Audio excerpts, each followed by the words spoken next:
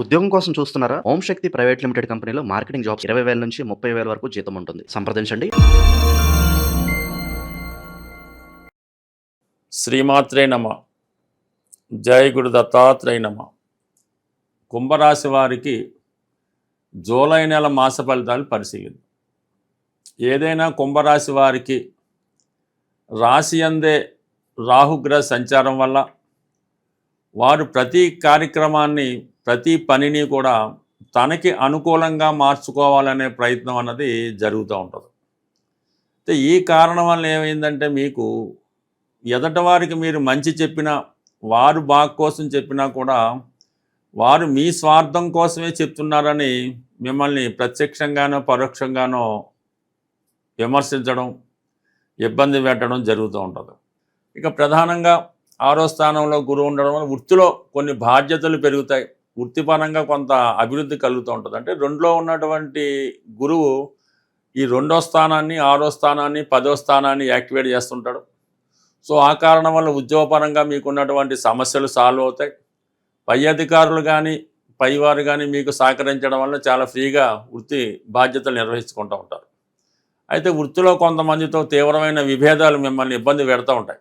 ఇక శుక్రుడు యోగకారకుడుగా 6వ స్థానంలో ఉంటూ శత్రుస్థానంలో ఉండడం వలన కుటుంబంలో ఉన్నటువంటి స్త్రీల మధ్య విభేదాలు మీకు చాలా మానసిక అశాంతిని కలిగిస్తాయి. ఒకరికొకరు పడకపోవడం వల్ల మీరు చాలా ఇబ్బంది పడుతూ ఉంటారు. ఎంత సర్దుకుపోదామన్నా కూడా వాళ్ళ యొక్క ఈ కుటుంబ విభేదాలు, స్త్రీల మధ్య విభేదాలు మీకు చాలా ఇబ్బందిని కలిగించే అవకాశం ఉంటుంది. దాంతో బుధగ్రహం కూడా అష్టమాధిపతిగా 6వ స్థానంలో వక్రగమనంలో ప్రవేశించడం వల్ల ఎవరో ఒకరు మీ కుటుంబ విషయాల్లో దూరి ఏదో విధంగా ఇబ్బంది పెట్టి చిన్న విషయాన్ని పెద్ద చేసుకొని ఈ విధంగా చాలా ఇబ్బంది పెడుతూ ఉంటారు. అయితే కొంతలో కొంత ఈ జూలై 7వ తారీఖు తర్వాత బుధుడు మళ్ళా వక్రగమనంతో పంచమ స్థానానికి ప్రవేశించడంతో ఎవరైతే ఈ కుటుంబ కలహాలకి కారణమవుతుంటారో వాళ్ళు ఈ వేరే ఏదో కారణం వల్ల వాళ్ళు ఈ సమస్య నుంచి తప్పుకోవడంతో మిగతా వాళ్ళ మధ్య కొంత సఖ్యత ఏర్పడడం జరుగుతూ ఉంటుంది. అంటే గతంలో మీ నుంచి సహాయం పొంది పెద్దయిన వాళ్ళే ఇప్పుడు మీ పతనానికి వాళ్ళు ప్రయత్నం చేయడం జరుగుతూ ఉంటుంది. అంటే మీ పోటీని తట్టుకోలేక మిమ్మల్ని ఏదో విధంగా నష్టపరచాలనే ప్రయత్నం జరుగుతూ ఉంటుంది. సో ఏదైనా కుంభరాశి వారికి ఈ రాశిలో రాహు ఉన్నంత వరకు కూడా మీ యొక్క జీవితంలో ఈ అప్ అండ్ డౌన్స్, ఆటుపోట్లు జరుగుతూ ఉంటాయి. అయితే డిసెంబర్ 5 తర్వాత ఈ రాహు కొంత మీకు మారిపోవడంతో కొంత ఫ్రీ అవ్వడం జరుగుతూ ఉంటుంది. సో ఇక కుటుంబ స్థానంలో శని భగవానుడు కొంతకాలంగా ఆర్థికపరమైన సమస్యలు, కుటుంబపరమైన సమస్యలతో ఇబ్బంది పడడం జరుగుతూ ఉంటుంది. కుటుంబ సభ్యులంతా ఒక చోట కాకుండా ఈ భార్య ఒక చోట, భర్త ఒక చోట, పిల్లలు ఒక చోట ఈ విధంగా నడుస్తూ ఉంటారు. అయితే వచ్చిన ఆదాయం ఈ 4 విధాలుగా 4 ఖర్చులు ఉండడం వల్ల ఇది ఎంత వచ్చినప్పుడు కూడా ఆర్థికపరంగా సరిపోవడం అన్నది జరగదు.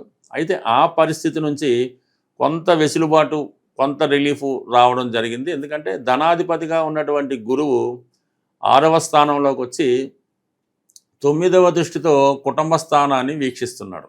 అంటే ఆటోమేటిక్గా మీకు ధనాధిపతి ధనస్థానాన్ని వీక్షించడం వల్ల కుటుంబంలో ఒకరికి సడన్గా మంచి ఉద్యోగం, ఎక్కువ ఆదాయం రావడం వల్ల వాళ్ళు విదేశంలో ఉండొచ్చు, దూరంలో ఉండొచ్చు. అది కుటుంబ పరంగా మీకు ఆర్థికపరమైన సహకారం సమయానికి అందించడం జరుగుతూ ఉంటుంది. అంటే ఏ పైని కూడా చివరి నిమిషం దాకా ఇబ్బంది పడుతూ ఉంటుంది మనీ లేక.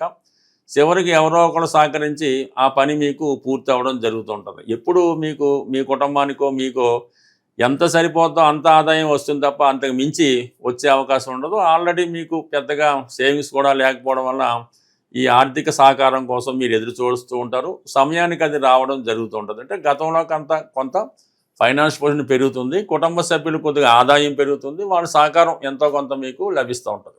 బట్ ఏదైనప్పటికీ కూడా ఈ కుంభరాశి వారికి కుజుడు 4వ స్థానంలోకి రావడం అన్నది ఏదన్నా ఒక స్థిరాస్తి కొనాలనే మీ ఆలోచన నెరవేరుతుంటుంది. అదే మీరైతే ఎట్టి పరిస్థితుల్లో కూడా ఈ సమయంలో కొనలేరు.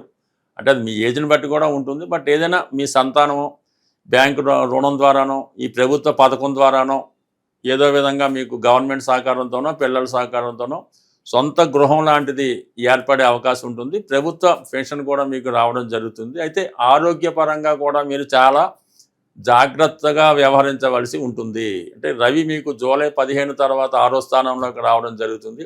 చాలా కాలంగా మీరు అశ్రద్ధ చేస్తున్నటువంటి ఒక వ్యాధి అది బయటకు వచ్చి కొంత ఇబ్బంది పెట్టే సూచనలు కూడా కనబడుతున్నాయి. కాబట్టి ఆరోగ్య విషయంలో ఎవరైతే అనారోగ్య సమస్యలతో ఇబ్బంది పడుతున్నారో, అలాగే ఈ 60 సంవత్సరాలు పైబడి ఉన్న వాళ్ళు మాత్రం ఆరోగ్య విషయంలో జాగ్రత్త తీసుకోవడం మంచిది. తీవ్రమైనటువంటి ఆర్థిక ఇబ్బందులతో బాధపడుతున్న వాళ్ళు బుధవారం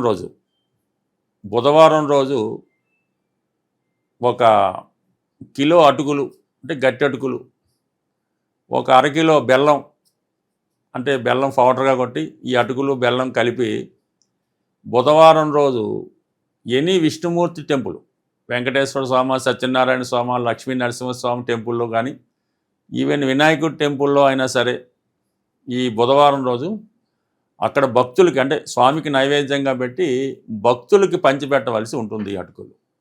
అలాగా కేవలం మీరు 3 వారాలు చేయడం వల్ల ఆర్థిక పరంగా మీకు ఎంతటి ఇబ్బందులు ఉన్నా సరే 100% మీకు ఆ సమస్యకి పరిష్కారం అన్నది దొరుకుతూ ఉంటుంది. అలాగే పెద్ద పెద్ద సంస్థలు రన్ చేస్తున్న వాళ్ళు, వ్యవసాయ క్షేత్రాలు ఉన్నవాళ్ళు ఏదో ఒక రోజు మంగళవారం రోజు అనుకుంటాం, మంగళవారం రోజు ఈ గోధుమ నూక అంటే బొంబాయి రవ్వ అంటారు, 1 కిలో గోధుమ రవ్వ, 1 కిలో పంచదార, 1 అరకిలో నెయ్యి, ఈ 3 శుభ్రంగా మిక్స్ చేసి మీ యొక్క కాంపౌండ్ బౌండరీ ఏదైతే ఉందో అంటే వ్యాపార సంస్థకి 4 పక్కల ఉన్న బౌండరీలో 4 పక్కల అది జల్లుకుంటూ వెళ్ళిపోవాలన్నమాట. అంటే చీమలకు ఆహారంగా, సింపుల్ మాట, చీమలకు ఆహారంగా ఈ నెయ్యితో కలిపినటువంటి గోధుమ నూక అంటే అటు రవి యాక్టివేట్ అవుతాడు, గురువు యాక్టివేట్ అవుతాడు, కుజుడు యాక్టివేట్ అవుతాడు. దానివల్ల మీకు ఆర్థికపరంగా సమస్యలు ఉన్నా, ఆ సంస్థలో మీ యొక్క ఎంప్లాయీస్ ఉద్యోగస్తులు ఇబ్బంది పెడుతున్నా ఆ సమస్యకి పరిష్కారం దొరుకుతుంది.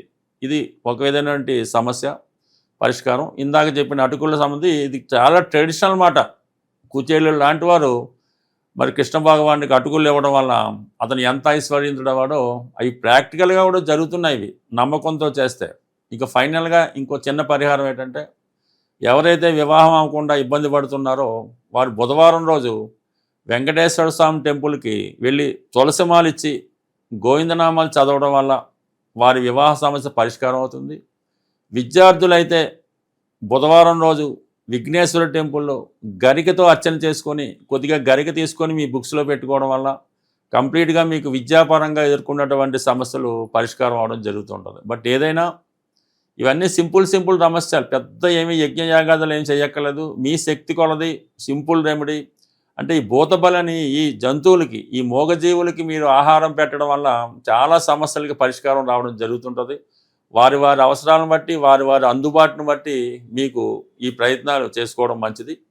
ఇంకా మీకు దగ్గరలో చెరువులు, నదులు లాంటివి ఏమన్నా ఉంటే మరి ఈ పేలాలు ఉంటాయి. ఈ పేలాలు లాంటి 1 కిలో లాంటి పేలాలు 1 కిలో తీసుకొని ఆ నదిలోనో చెరువులోనో వేయడం వల్ల కూడా వివాహపరంగా మీకు ఉన్నటువంటి సమస్యలు చాలా వరకు పరిష్కారం అవడం జరుగుతుంది. అంటే ఏదైనా చిన్న రెమెడీతోనే పెద్ద సమస్యలకు పరిష్కారం దొరుకుతుంది. అయితే సింపుల్గా ఇది ఏమవుతుందని అనుకుంటారు, కానీ నమ్మకం ఇంపార్టెంటు. ఖచ్చితంగా చేసి చూడండి, ఫలితం దానికదే వస్తుంది. ఒకసారి అవ్వకపోతే రెండోసారి ప్రయత్నం చేయాలి. ఎందుకంటే మన కర్మ ఉన్నంతకాలం అది పని పూర్తవదు. ఎప్పుడైతే మన కర్మ తీరిందో ఆటోమేటిక్గా దాని ఫలితం రావడం జరుగుతుంది. అందువల్ల ప్రయత్నం మీది, ఫలితం భగవంతుడు చూసుకుంటాడు. స్వస్తి.